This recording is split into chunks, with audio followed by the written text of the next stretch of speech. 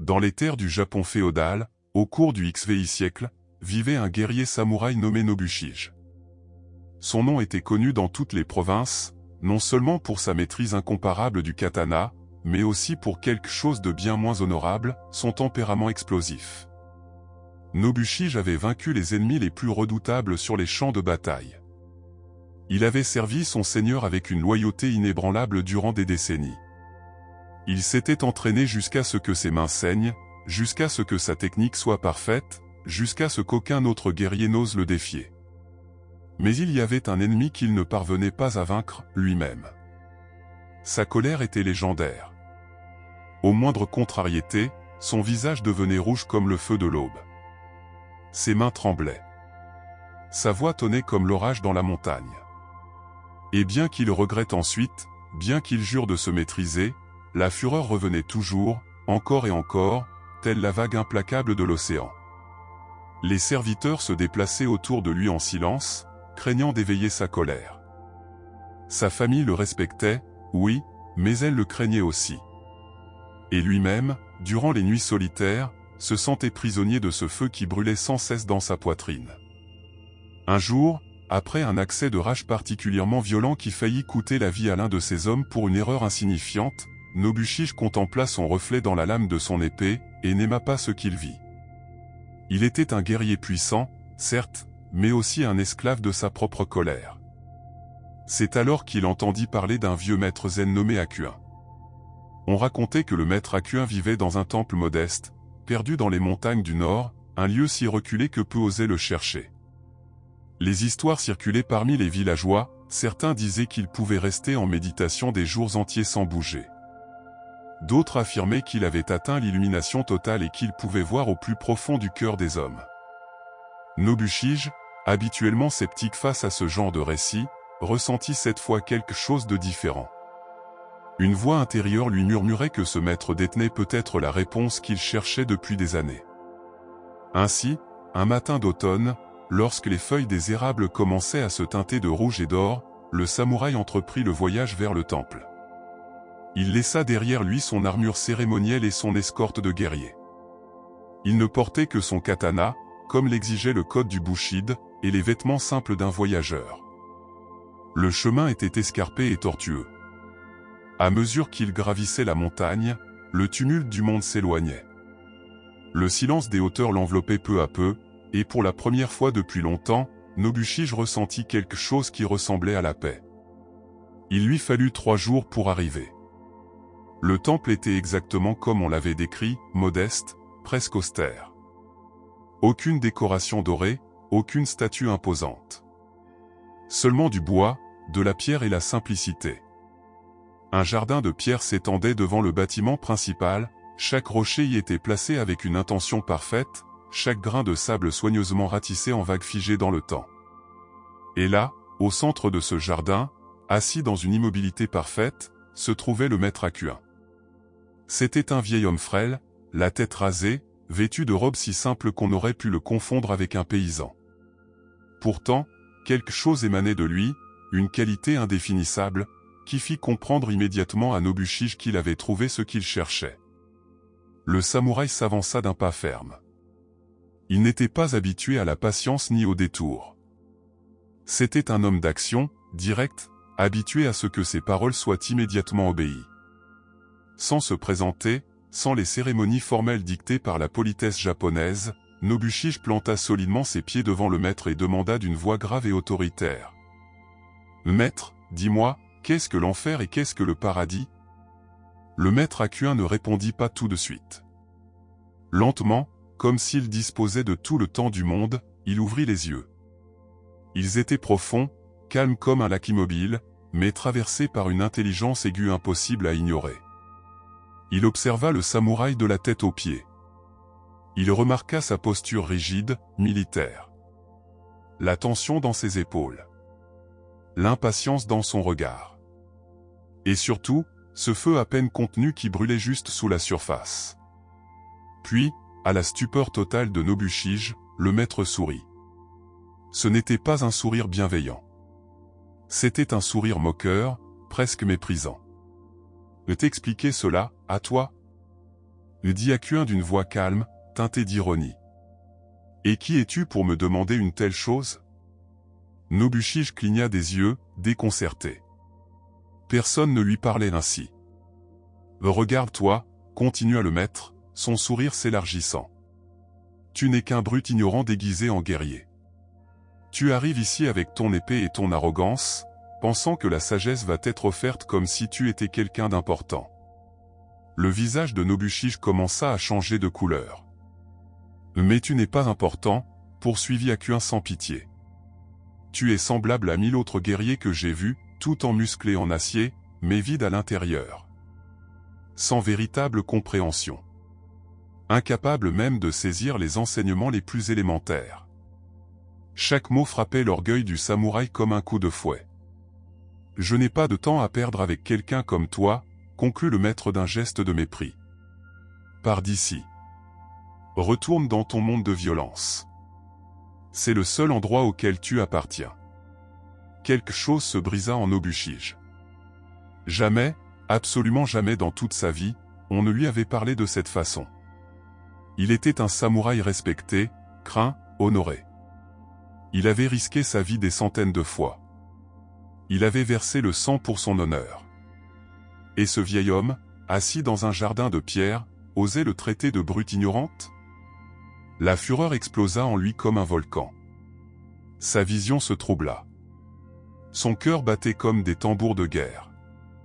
Chaque muscle de son corps se contracta. Par pur instinct, guidé par des années d'entraînement, ses mains se dirigèrent vers son katana. Le son de l'acier quittant son fourreau trancha le silence du jardin comme un cri. En un seul mouvement fluide, Nobushige leva l'épée au-dessus de sa tête, la tenant à deux mains. La lame brillait sous le soleil d'automne, tranchante comme la mort elle-même. Il ne lui fallait qu'un geste de plus, un seul coup descendant, et cet insolent vieillard cesserait d'exister. Son visage était rouge, déformé par la rage. Sa respiration était lourde, animale. Tout son être vibrait du désir de détruire, de punir, de faire payer cet homme pour son insolence. Le maître Hakuin ne bougea pas. Il resta assis, immobile, regardant droit dans les yeux du guerrier déchaîné. Et alors, l'épée suspendue dans les airs à quelques centimètres de sa tête, tandis que la mort elle-même planait au-dessus de lui, le maître Hakuin parla. Sa voix était douce, presque un murmure, mais chaque mot résonna dans le jardin avec une clarté parfaite. Cela, c'est l'enfer. Le temps sembla s'arrêter. Nobushige demeura totalement figé, le katana toujours levé au-dessus de sa tête, les muscles tendus, la respiration haletante. Pourtant, quelque chose venait de changer en lui. En un instant, dans un éclair de compréhension aussi fulgurant qu'un éclair dans le ciel, le samouraï comprit tout. L'enfer n'était pas un lieu de flammes éternelles dans un royaume lointain après la mort. L'enfer n'était pas une punition infligée par les dieux ou par le destin. L'enfer était exactement ce qu'il vivait à cet instant précis. C'était cette colère incontrôlable qui consumait toute pensée rationnelle. C'était cet élan destructeur qui le poussait à vouloir anéantir un autre être humain pour de simples paroles. C'était cette perte totale de maîtrise de soi, cette condition d'esclave de ses propres émotions. C'était ce feu dans sa poitrine qui le brûlait de l'intérieur, ce tourment mental, cette obscurité qui obscurcissait son jugement et le transformait en quelque chose de moins qu'humain. L'enfer n'était pas extérieur. L'enfer était intérieur. Et c'était lui-même qui l'avait créé. Des larmes commencèrent à jaillir des yeux du guerrier. Ce n'étaient pas des larmes de tristesse, mais celles d'un profond éveil. Toute sa vie, il avait cherché la paix à l'extérieur de lui-même, dans la victoire, dans le respect des autres, dans le contrôle des circonstances. Mais jamais il n'avait regardé à l'intérieur. Lentement, les mains désormais tremblantes pour une raison totalement différente, Nobushige abaissa son épée. Le métal regagna son fourreau dans un léger cliquetis. Le samouraï, cet homme qui ne s'était jamais agenouillé devant quiconque hormis son seigneur, tomba à genoux sur le sable du jardin zen. Il inclina la tête jusqu'à ce que son front touche le sol, dans le geste le plus profond de respect et de gratitude que connaisse la culture japonaise. Jamais, en toutes ces années d'entraînement martial, dans toutes ses batailles, dans tous les livres qu'il avait lus, il n'avait reçu un enseignement aussi puissant. Le maître ne lui avait offert ni théorie ni philosophie abstraite. Il lui avait donné une expérience directe, viscérale, impossible à oublier. Nobushige resta prosterné, le corps secoué de sanglots silencieux. Ce n'étaient pas des larmes de faiblesse, mais de libération. Quelque chose mourut en lui à cet instant, l'illusion que sa force résidait dans sa capacité à dominer les autres, la croyance que la colère le rendait puissant, l'idée que sa valeur dépendait du fait que personne ne lui manque de respect. Et dans cette mort, quelque chose de nouveau naquit. Après ce qui sembla être des heures mais ne fut en réalité que quelques minutes, le maître Hakuin parla de nouveau. Sa voix était différente à présent, douce, compatissante, emplie de chaleur, comme la lumière du soleil après la tempête. Et cela, c'est le paradis. Nobushige releva lentement la tête. Ses yeux, encore humides, rencontrèrent ceux du maître. Et dans ce regard, il comprit la seconde partie de l'enseignement. Le paradis non plus n'était pas un lieu extérieur, ni un royaume céleste réservé à l'après-mort. Le paradis était cet état de paix, de clarté et de compréhension qu'il éprouvait à présent. C'était cet instant d'éveil, de lâcher-prise, d'acceptation de ce qui est. Le même jardin. Le même moment. La même situation. Mais une expérience totalement différente. De l'enfer au paradis en un instant, non pas parce que les circonstances avaient changé, mais parce que lui avait changé sa relation à celle-ci. Maître, dit Nobushige d'une voix rauque, chargée d'émotion, et j'ai passé toute ma vie à entraîner mon corps, à perfectionner l'art du sabre, à étudier la stratégie militaire. Mais jamais personne ne m'a enseigné cela. Comment est-il possible que quelque chose d'aussi fondamental, d'aussi essentiel à la vie, ne soit pas enseigné? Le maître Hakuin sourit. Cette fois, c'était un sourire sincère, empreint de bonté. Cela est enseigné en permanence, répondit-il. La vie elle-même est le maître. Chaque provocation, chaque frustration, chaque accès de colère est une occasion de voir cette vérité. Mais la plupart des êtres humains sont si perdus dans leurs réactions qu'ils ne perçoivent jamais l'espace entre le stimulus et la réponse. Ils ne voient jamais qu'ils ont le choix. Nobushige écoutait avec une attention totale, chaque mot s'inscrivant dans son cœur comme une gravure dans la pierre. Je t'ai insulté délibérément, poursuivit Hakuin, non par cruauté, mais parce que tu avais besoin de faire l'expérience de l'enfer que tu crées toi-même. J'aurais pu te donner 1000 discours sur la nature de la colère, tu aurais hoché la tête poliment, puis tu serais retourné à ta vie sans rien changer.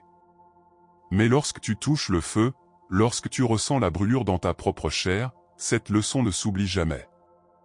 Et le paradis? Demanda le samouraï. Comment puis-je y demeurer? Ah, dit le maître, voilà la bonne question.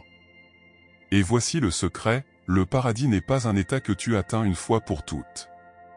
C'est un choix que tu fais à chaque instant, souffle après souffle. Entre chaque stimulus que la vie te présente et ta réponse, il existe un espace.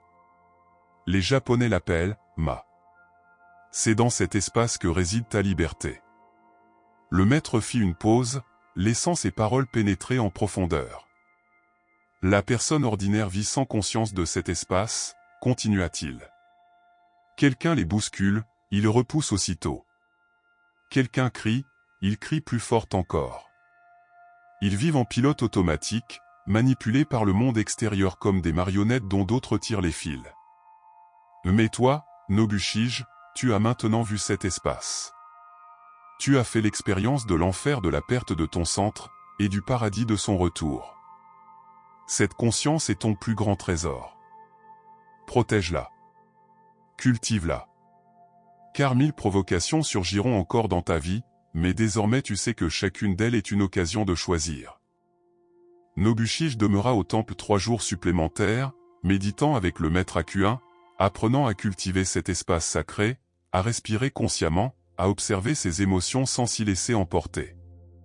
Lorsqu'il redescendit enfin de la montagne, il était le même homme et pourtant, quelqu'un de complètement différent.